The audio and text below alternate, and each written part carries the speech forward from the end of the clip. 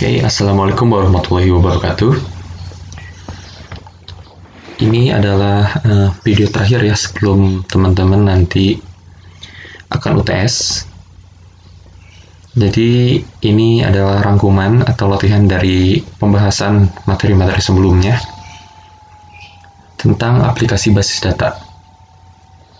Sebelumnya kita sudah belajar tentang membuat database, kemudian membuat tabel, lalu bagaimana cara mengisikan tabel ke dalam, cara mengisikan record ke dalam tabelnya.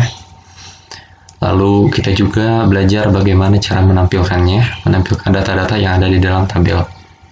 Kalau teman-teman masih kesulitan, teman-teman bisa dicek lagi untuk videonya, kemudian diulang-ulang, atau juga teman-teman bisa dicek di modulnya, kemudian teman-teman bisa dipraktekkan juga untuk nanti latihan sebelum teman-teman UTS.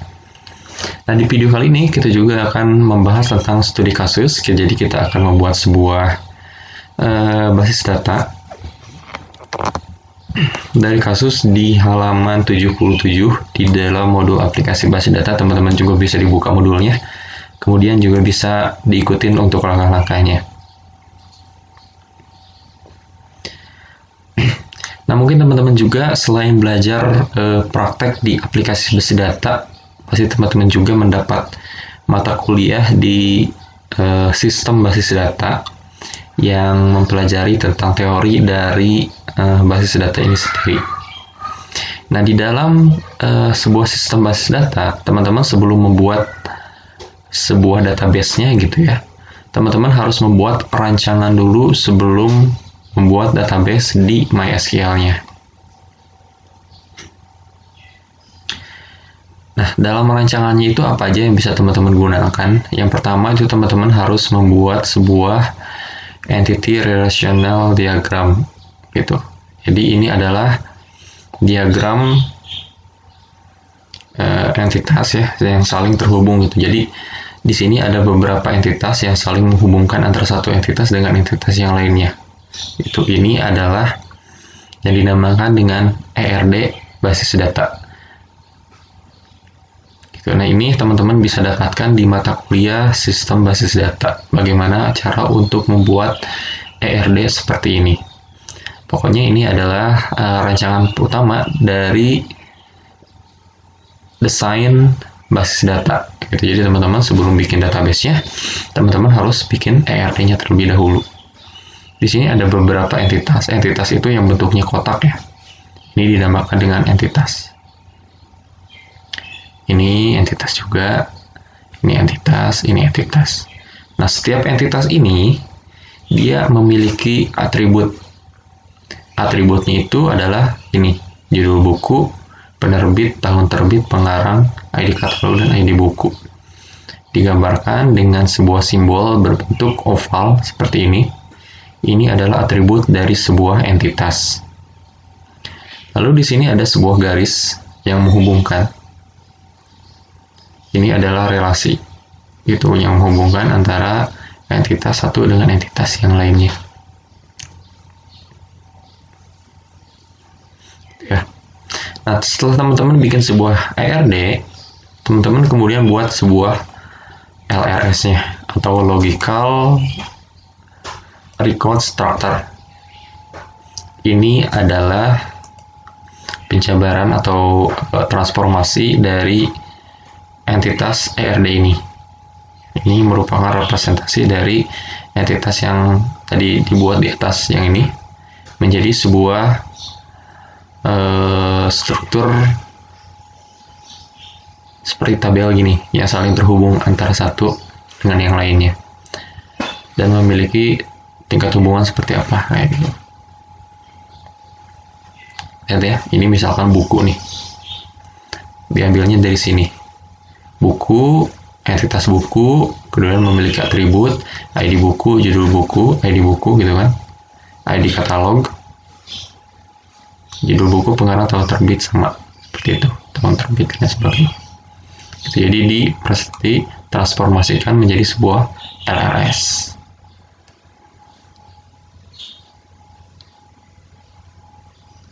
Terus ini apa sih maksudnya? Ada M, ada 1, ini adalah keterhubungan. antara satu entitas dengan entitas yang lainnya. Jadi misalkan di sini, ini katalog buku terhubung dengan buku. Hubungannya adalah satu ke banyak. Artinya satu katalog ini dapat menampung banyak ID buku, banyak buku. Jadi ini kan perpustakaan ya. Kalau kita ingin mencari buku di perpustakaan, itu kan kita hanya perlu membuka satu katalog, misalkan katalog buku komputer. Itu kan di dalam satu katalog itu akan menampung banyak judul-judul buku. Itu kan, maka ini hubungannya adalah satu ke banyak. Kayak gitu. Lalu ini misalkan detail pinjam. Detail pinjam ini juga hubungannya banyak ke satu, di mana banyak buku dapat dipinjam oleh satu anggota. Jadi bukunya itu banyak dapat dipinjam satu anggota, kayak gitu juga, begitu juga sampai ke bawahnya sama yang lainnya juga. Jadi sebelum teman-teman bikin aplikasi basis datanya, teman-teman harus bikin dulu yang pertama ERD dan juga LRS-nya. Nah, kalau teman-teman sudah membuatnya, baru teman-teman bisa membuat sebuah aplikasi basis datanya. Nah, sekarang kita akan langsung praktek bagaimana kita membuat sebuah aplikasi basis data dari desain atau perancangan yang sudah kita buat sebelumnya. Seperti ini. Nah, silakan teman-teman buka SAM-nya.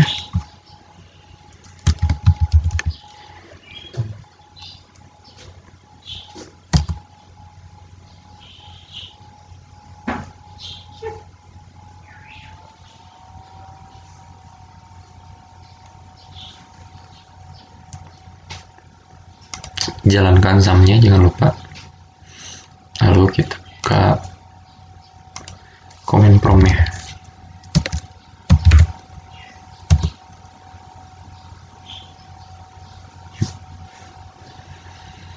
Oke, kita lihat kembali ke modulnya.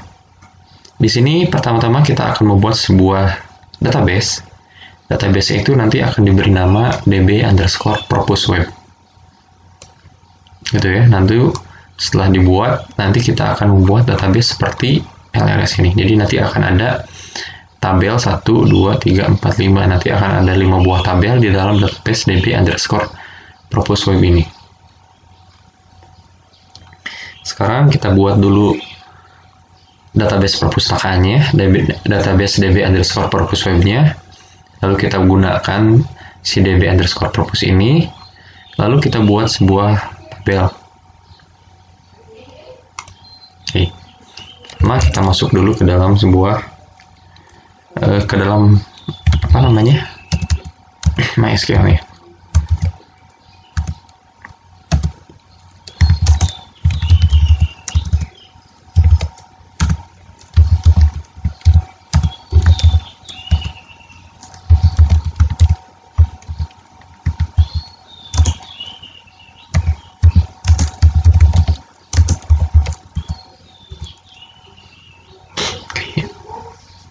Kalau sudah masuk, kita teman-teman buat sebuah database dengan nama db_purpose_web titik koma.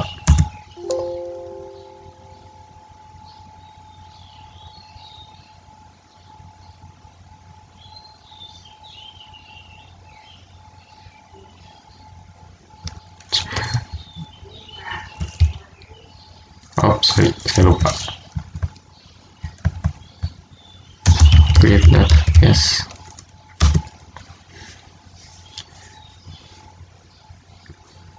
Tadi salah sintak ya, harusnya pakai db, bukan create db_purpose_web, harusnya create database db_purpose_web.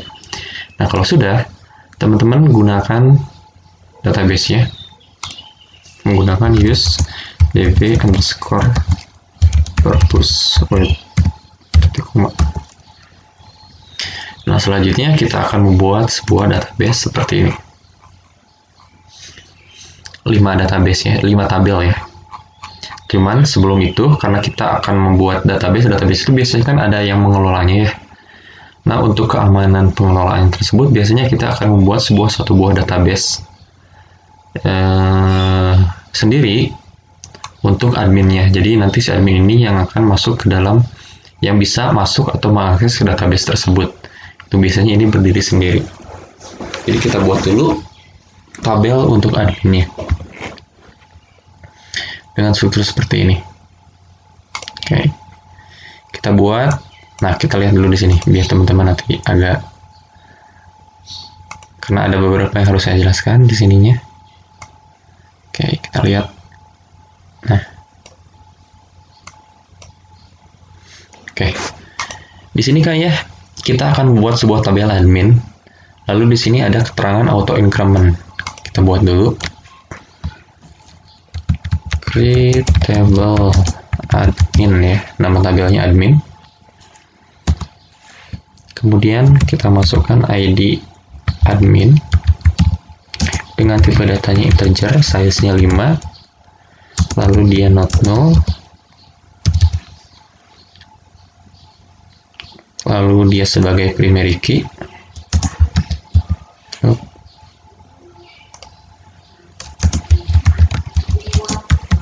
dan mana tadi?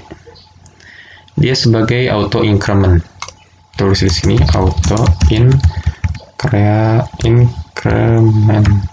Nah, itu. Nah, maksudnya auto increment itu apa? Auto increment itu adalah, jadi ini kan ID adminnya sebagai primary key. Primary key itu kan berbeda, harus unik ya, antara satu primary key dengan primary key yang lainnya kalau di dalam satu tabel. Nah, jadi saat kita nanti akan memasukkan sebuah data ke dalam tabel admin ini, karena ini sifatnya auto increment untuk ID adminnya, jadi kita tidak perlu memasukkan lagi data ke dalam ID admin ini nantinya. Gitu. Nanti dia akan otomatis terisi saat kita membuat row yang baru di tabel admin ini. Gitu. Jadi misalkan nanti kita akan memasukkan admin username password. Nah, kita cuma perlu memasukkan username dan password saja. Kita tidak perlu memasukkan ID adminnya, karena nanti si ID adminnya akan otomatis terisi di tabelnya. Itu. Oke, itu ya. Untuk lebih jelasnya, nanti kita akan coba di saat memasukkan data baru ke dalam tabel admin ini. Kita lanjutkan dulu. Kita buat row yang kedua dengan nama username. Tipe datanya varchar, kemudian size-nya 25, null, lalu yang terakhir password varchar 35 dan null. Oke, kurang tutup titik koma. Ada yang error lagi katanya.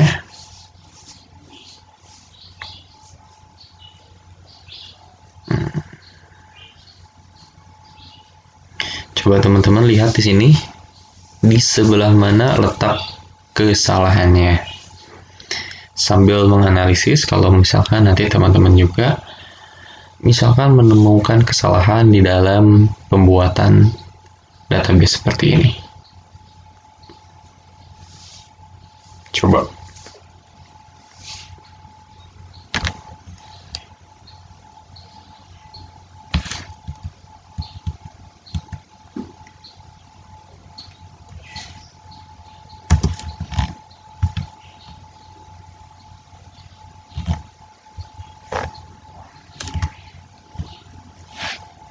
Di sini ya.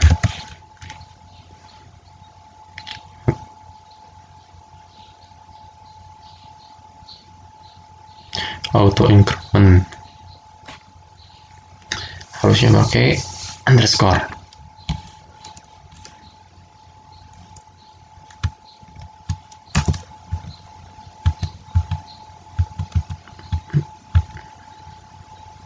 Username, password. Oke. Kita sudah berhasil membuat satu buah tabel dengan nama admin. Selanjutnya kita akan membuat satu buah tabel dengan nama buku. sama ya teman-teman, seperti sebelum-sebelumnya. Cara membuat tabel itu seperti apa? Sorry, yang mana ini? Oh ya, katalog buku.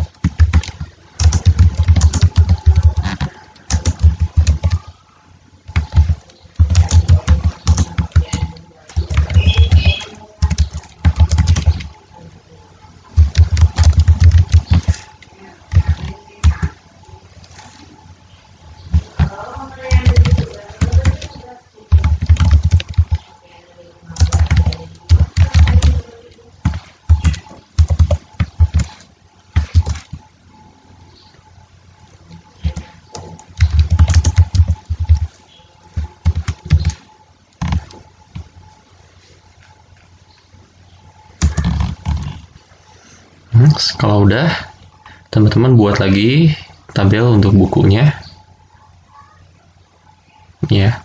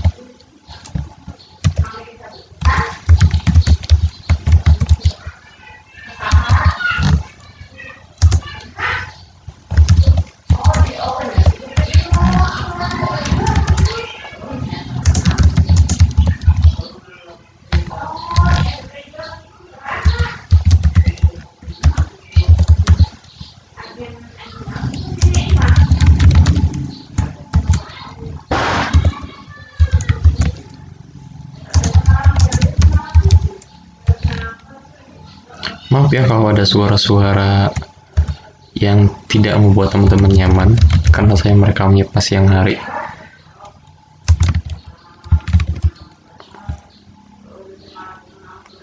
Pengarang part artikel 5.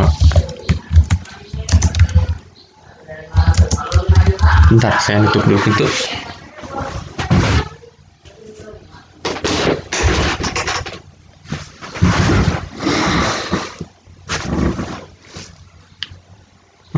No.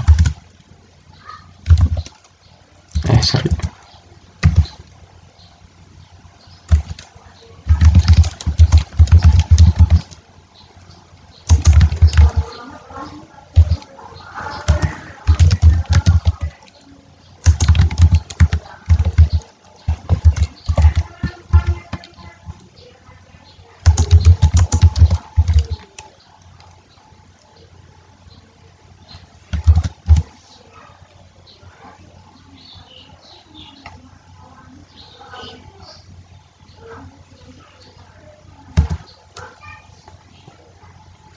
Terus kita bikin lagi tabel anggotanya.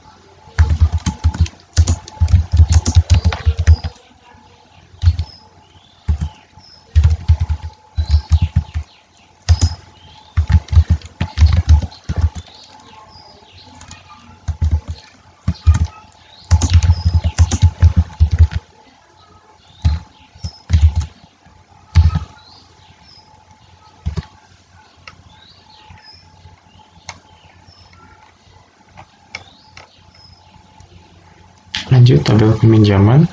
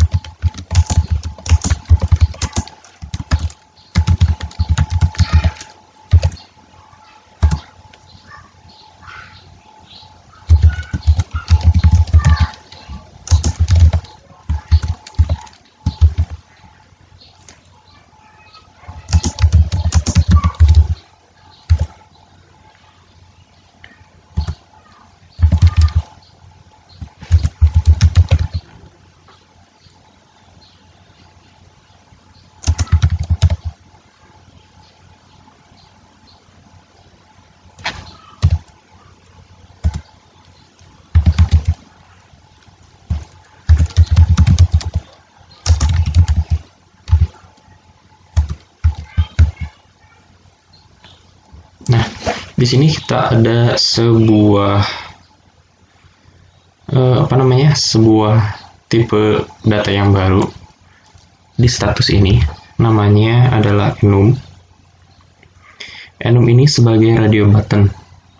Jadi radio button itu ada dua pilihan, teman-teman hanya bisa milih satu. Gitu. Namanya ini dinamakan dengan radio button.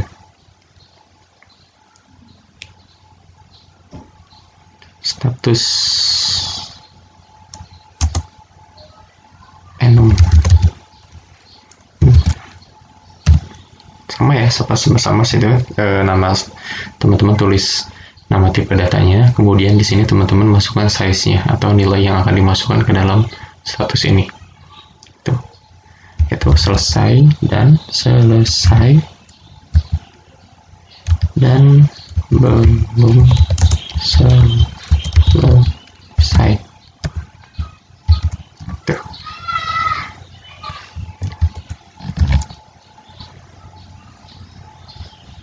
Sorry, belum.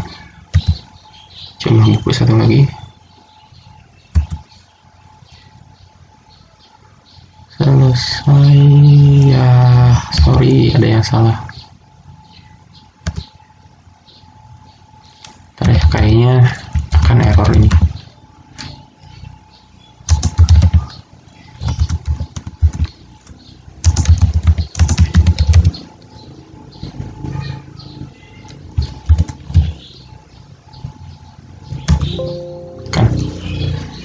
Tadi saya kurang menutup di sini, membuka, jadi error. Kita ulang lagi buatannya. Dari create tabel peminjaman, kemudian ID pinjam, kemudian ID anggota, ya, lalu ID pinjam, tanggal kembali, status. Nah ini di sini kurang ini, dan jumlah buku.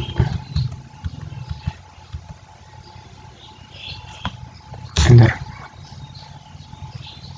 Oke. Tabel peminjaman sudah kita buat. Selanjutnya kita bikin sebuah tabel detail pinjam.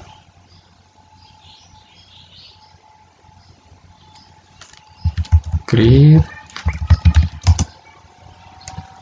tabel detail underscore pinjam, ID underscore pinjam, integer 5. Nah ini adalah tabel yang tidak memiliki primary key, karena nanti dia hanya akan menyimpan transaksi yang terjadi, itu tidak akan menyimpan secara permanen. Gitu ya, makanya kenapa teman-teman harus membuat rancangannya terlebih dahulu supaya teman-teman bisa paham database yang dibuat itu, tabel-tabel yang dibuat itu nantinya akan bertindak seperti apa. Gitu. Nah, lebih jelasnya itu ada di sistem basis data materinya.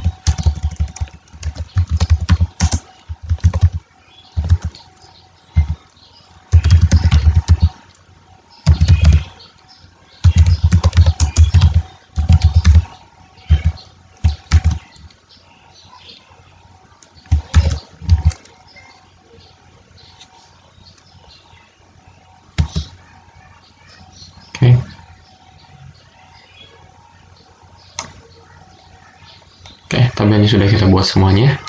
Lalu kita cek tabel-tabel yang sudah kita buat tadi.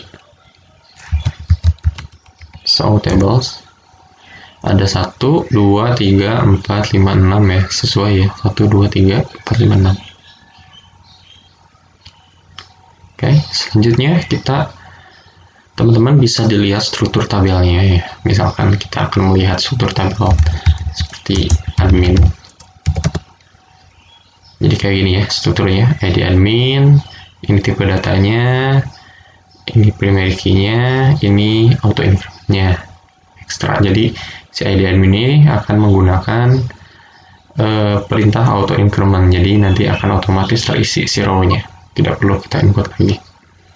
Teman-teman bisa dicek semua deskripsi atau struktur tabel teman-teman mau, atau seperti itu. Kita lewat saja untuk pengecekannya. Lalu kita akan memasukkan data ke dalam tabel ini. Datanya yang pertama admin, username, password. Nah, ini penggunaan auto increment seperti yang tadi saya bilang. Sekarang kita akan melakukan insert into admin. Kita akan masukkan data ke dalam admin. Nah, di sini kan harusnya kita memasukkan 3 ini ya, 3 field yang kita buat tadi. Karena si ID adminnya adalah bertindak sebagai auto increment, maka kita tidak perlu lagi memasukkan field yang ID admin. Jadi kita langsung saja memasukkan username dan passwordnya saja di sini, karena ID admin ini sudah bertindak sebagai auto increment, jadi akan nanti otomatis diisi. Jadi tidak perlu kita isi juga, dia akan otomatis terisi sendiri. Gitu. Jadi kita tulis saja di sini username dan password. Kita masukkan nilainya. Username yang pertama namanya admin, passwordnya admin. Username yang kedua namanya XXX dan XXX. Admin, passwordnya. Lalu ini juga XXX, passwordnya XXX.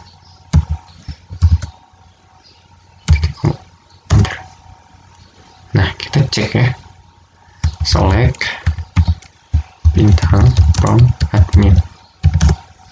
Lihat, maka akan otomatis terisi sendiri seperti ini adminnya. Itu menggunakan auto increment. Nah, kalau misalkan teman-teman nanti ingin menambahkan misalkan ABC 1, ABC 2, itu nanti bisa seperti itu. Nanti di pembahasan selanjutnya harus sabar dulu biar teman-teman bisa paham sedikit tahapannya. Oke. Seperti itu ya. Lalu kita masukkan lagi data ke dalam katalog buku. Sama seperti yang tadi, insert into buku. Kita masukkan nama underscore katalog. Lalu always science. Kemudian hoki.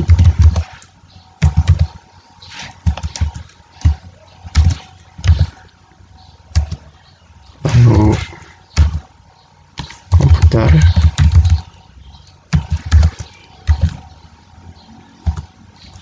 Lalu komunikasi.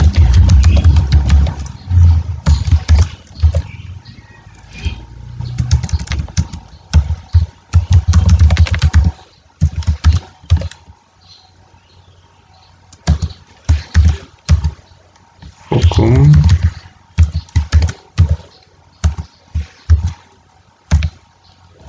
Agama.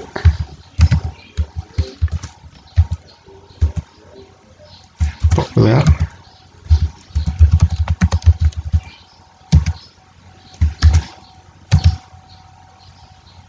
Bahasa.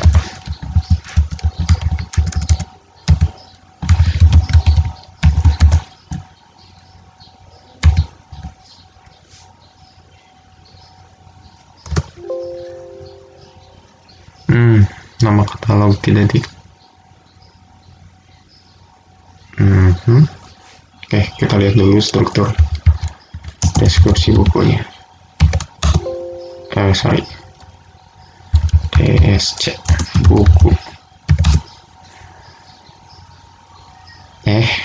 Kita mau masukin kemana sih?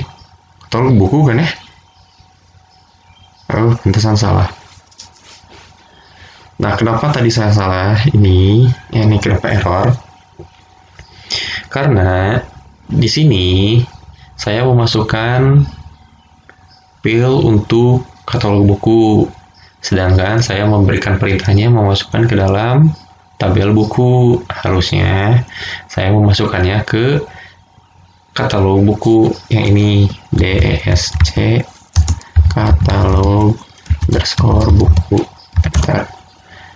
Nah, ini harusnya salah tadi. Jadi harusnya gini, insert into katalog underscore buku. Itu harusnya. Kan tadi sebelumnya kita sudah membuat perintah ini. Ya, teman-teman bisa pakai arah tanda panah atas dicari. Pertama itu science,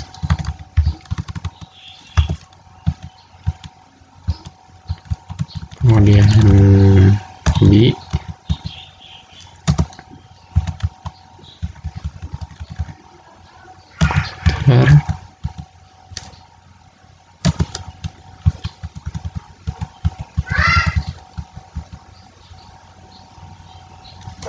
si hukum,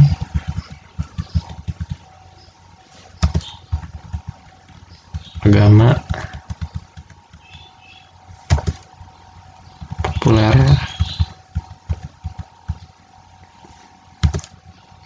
bahasa.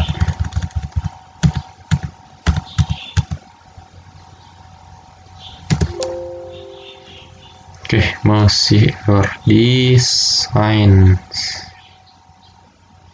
Astagfirullahaladzim. Maaf nih teman-teman, saya jadi error terus.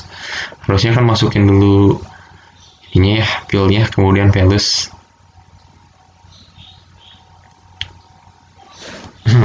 Maaf sebelumnya. Kita tulis ulang lagi deh biar gak salah.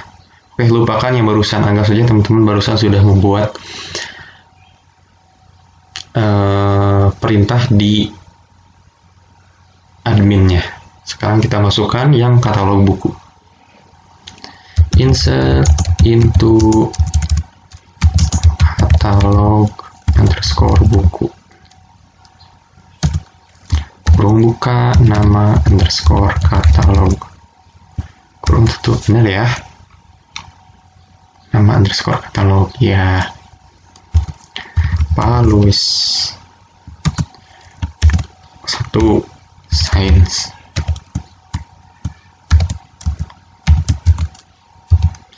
kedua hobi,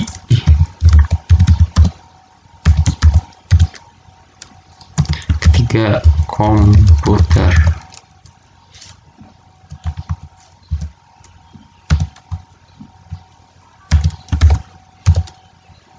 keempat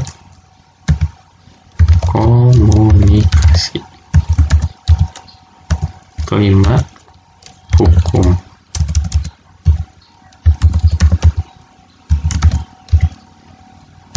keenam agama,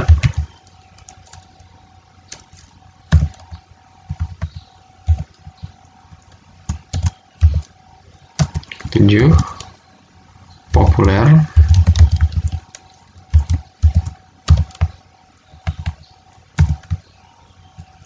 kedelapan bahasa.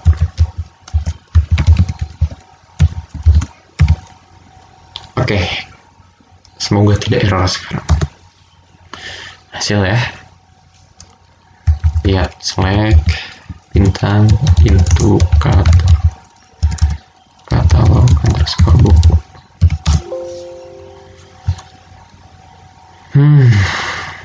Kok select into?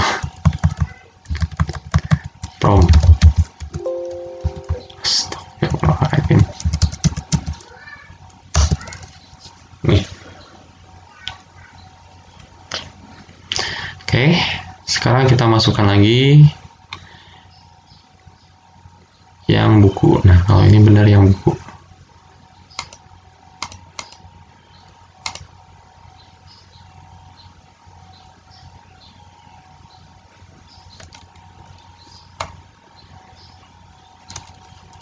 Insert, Allahu Akbar.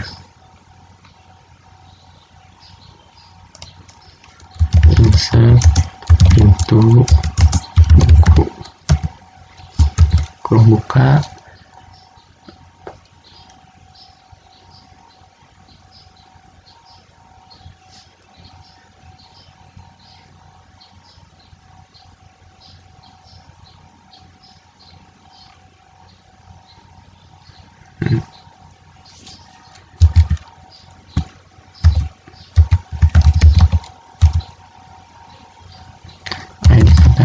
Judul buku.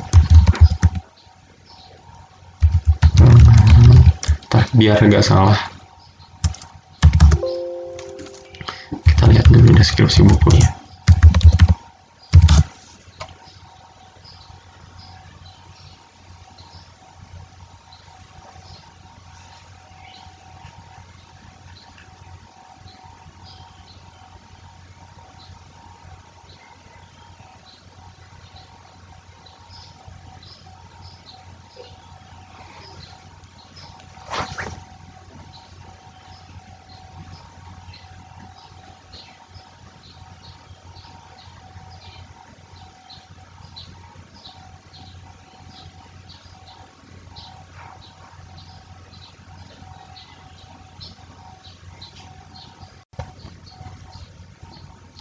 Oke. Nah, sekarang kita akan memasukkan data ke dalam tabel buku. Nah, di sini teman-teman tadi saya pas membuat struktur tabelnya, ada yang tertinggal di mana tahun terbitnya itu nolnya di-yes-kan, jadi dia boleh kosong. Nah, mungkin nanti teman-teman juga kalau misalkan membuat struktur tabel kemudian ada yang kelupaan gitu ya. Misalnya entah itu seperti ini gitu ya, lupa 0 ataupun misalnya tipe datanya salah, teman-teman dapat merubah kembali atau mengedit kembali struktur data yang pernah teman-teman buat sebelumnya. Misalnya seperti ini. Itu menggunakan perintah alter table. Nah, alter table ini pernah kita bahas sebelumnya di video tentang DDL lanjutan. Gitu. Di sana saya sudah membahas bagaimana cara menggunakan alter table atau misalkan merubah data-data dari struktur tabel yang pernah kita buat. Itu. Nah, sekarang kita akan praktekkan sedikit. Kita akan merubah yes ini menjadi no, atau tadinya boleh 0 menjadi tidak boleh 0. Caranya adalah teman-teman tuliskan alter table, kemudian tulis nama tabelnya, yaitu tabel buku. Setelah itu, alter table buku, kemudian change, perintahnya adalah change ya, karena kita akan merubah. Tuh, apa yang mau dirubah? Yaitu tahun underscore terbit. Dirubah menjadi tahun underscore terbit dengan tipe data date dan dia menjadi not 0. Tuh, titik koma. Bentar. Nah, kita cek lagi. Des buku. Koma. Sekarang sudah berubah ya, tadinya yes menjadi no. Gitu. Cara merubahnya adalah alter buku change. Gitu. Nah, sekarang kita memasukkan data ke dalam katalog ini. Insert into buku, buka ID underscore katalog, kemudian judul underscore buku, kemudian pengarang, kemudian tahun underscore terbit, terus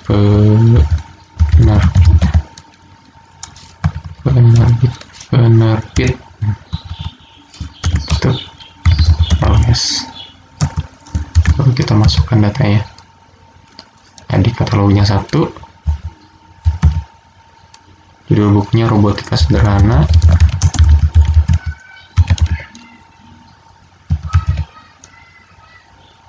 namanya Siswono Utomo. Tahun terbitnya 2013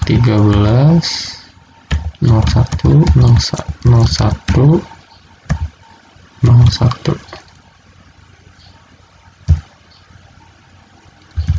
Penerbitnya Wacana Ria.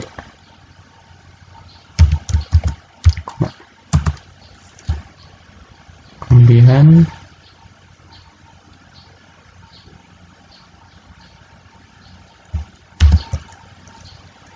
yang kedua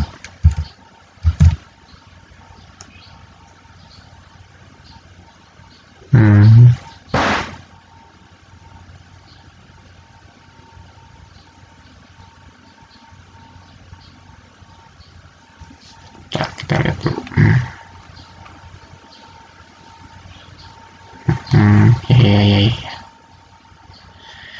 Si ID katalog ini ya, ini akan merupakan ID tamu. Kan ada primary key, ada origin key. Primary key itu adalah kunci utama, origin key itu adalah kunci tamu. Nah, si ID katalog ini adalah kunci tamu dari tabel katalog ini, dari tabel katalog buku gitu. Jadi dia akan mengikut ke sini. Nah, si ID katalog ini harus yang berada di dalam ini, ID katalog ini itu database-nya gitu. Ini kan kita langsung input ke database-nya. Kalau teman-teman nanti inputnya lewat aplikasi itu tidak akan seperti ini.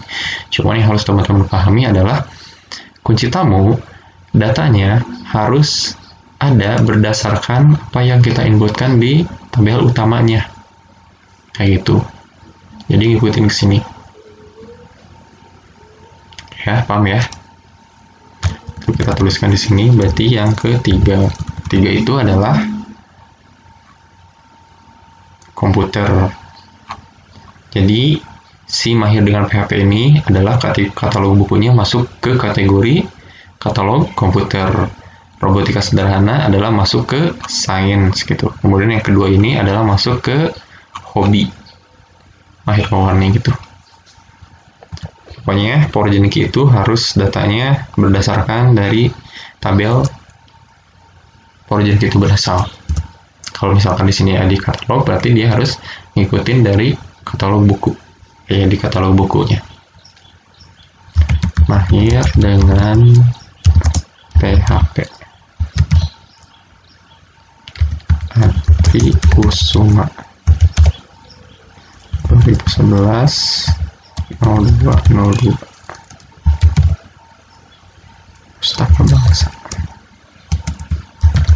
Pustaka Bangsa.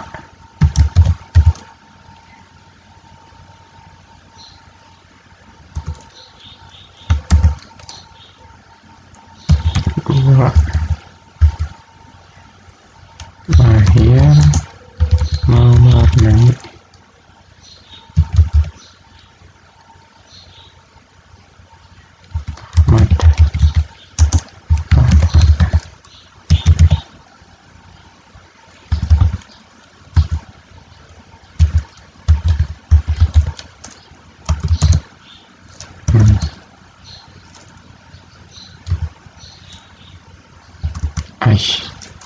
Ini error nih.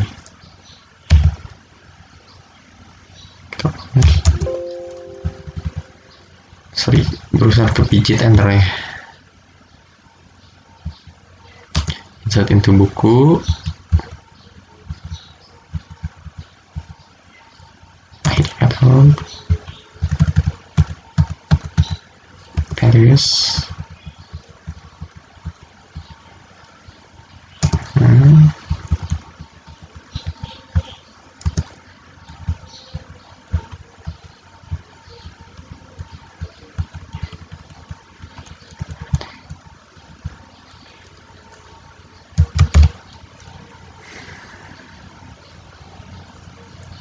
CP Indo Kreasi.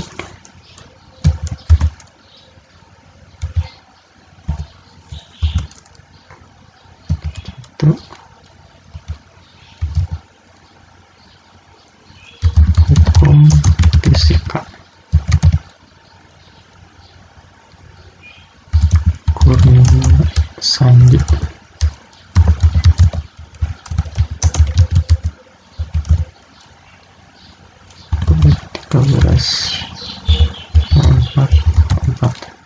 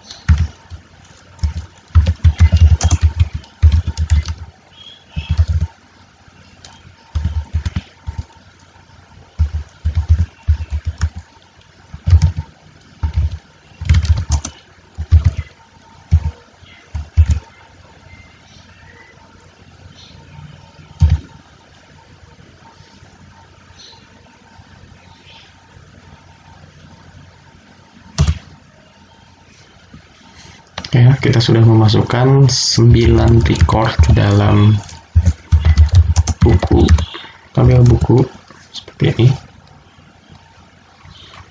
Selanjutnya kita masukkan lagi ke tabel anggota.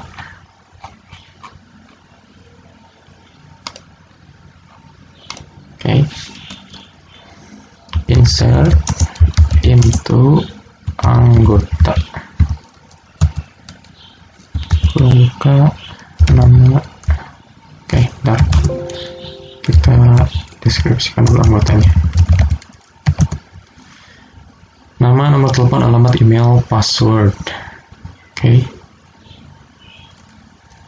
insert into anggota nama, nomor telepon, alamat, email, password.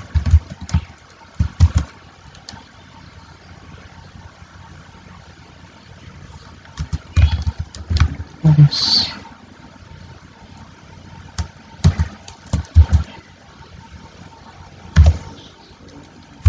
Irfan Maulana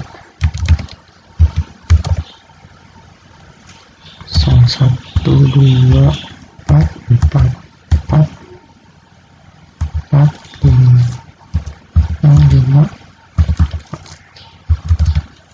paste. Irfan Gmail.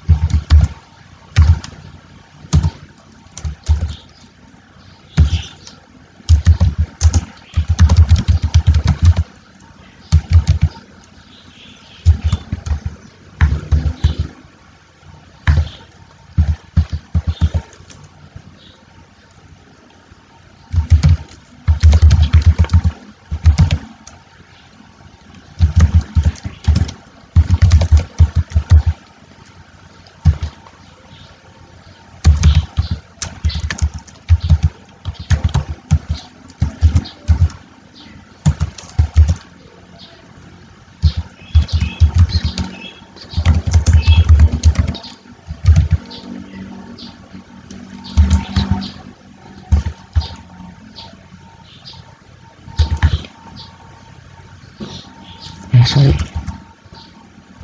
012123.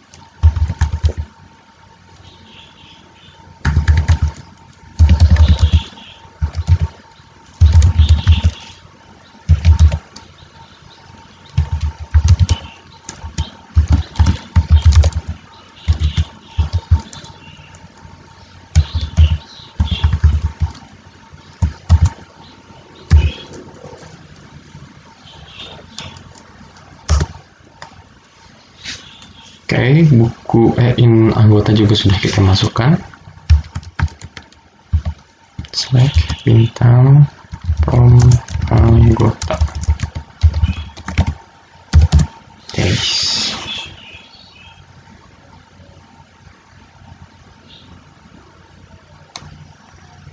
Ini.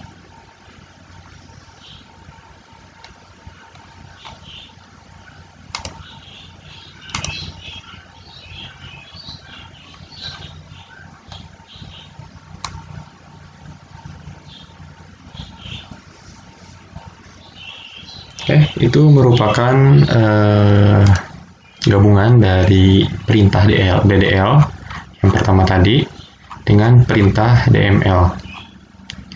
Itu ya. Pokoknya sampai sini teman-teman harus bisa bagaimana cara untuk input, untuk membuat database, membuat tabel, dan membuat cara memasukkan data ke dalam tabelnya. Kayak gitu. Nah, selanjutnya teman-teman bisa lanjutkan untuk latihannya ini gitu ya, teman-teman ikutin perintahnya, kemudian nanti akan dikumpulkan di